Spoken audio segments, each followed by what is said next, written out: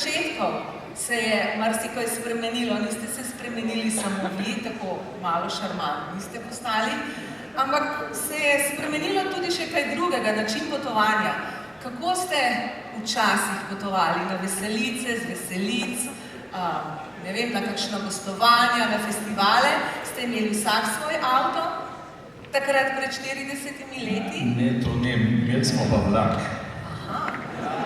Potem smo imeli avtobus, potem smo pa kombinirali avtobus pa vlak. Avtobus Niš Ekspres. Niš Ekspres je šel 11:07 iz Novega Mesta v Ljubljano in če ga ni bilo 11:07, potem ga ni bilo. Pa smo mi pa do zjutraj.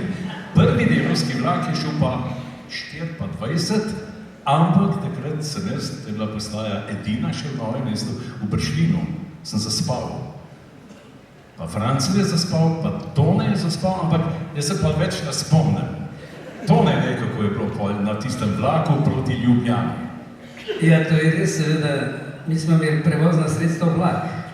In tudi nazaj, kadar je bilo konc veselic, moram reči, da eno zgodbo bom povedal, ki smo šli z ene veselice, smo mi, to so bili vlaki, kjer smo zasedali prostore, enostavno smo zaspali in tam proti Ivančni Gorici seveda so se ljudje začeli zbirati in jaz moram povedati. Ena ženska je rekla, kako se upajo te fantje spati, mi pa tle stojimo. To so bili vsi okoli nas, jaz se nisem upal niti oči odpreti. Druga je pa rekla, puste jih. Spet še ena, pa kaj spijo te Rukenga gore, je rekla, vstane ne, pa puste jih.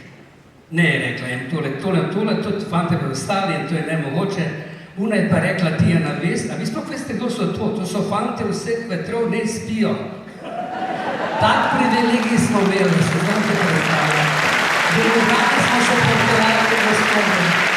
Jaz bi samo to dodal, da takrat, pa tudi če danes ti vlaki, ki vozijo z Novega Mesta v Ljubljano, niso imeli klime naprave in je bilo tam noter zelo zadušno.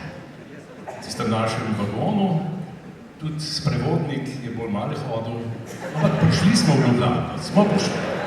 Zato smo danes tudi tukaj.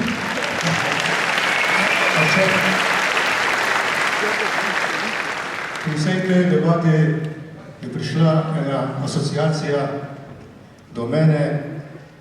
Sem se spomnil dvakrat v kupeju, sta se nekoč drugič peljala starejši možakar pa mladi možakar.